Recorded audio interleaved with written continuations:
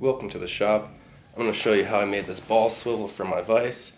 I can reposition it into almost any position and flip it around, and I have these vise grips here for holding smaller pieces, and then if I get it where I want it and really clamp it down, it'll hold about 50 pounds out there.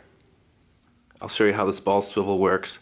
I have a 2-inch ball hitch here, then there's a larger hole drilled here in this side of the jaw, and this is the movable jaw. There's a matching hole there. Then there's 2 holes for this bolt to go through, and I made this adjustable handle.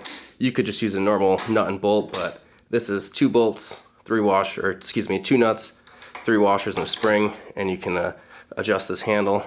And then see if I can get you in there. There's another little bolt there and a notch that this jaw rests in, and that just allows it to pivot, that top jaw to pivot, and once you tighten this, it squeezes it and holds the ball in place.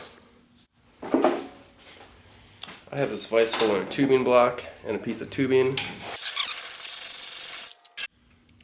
So we got a little bit of movement there when we were cutting it off, and I mean that's to be expected. I wouldn't use the setup for hammering, but it works really well for if you got something to weld, sand, or grind. It'll hold it there pretty well, and if you want to reposition it, you can do that while it's still a little bit tight, and it likes to hold where it's at.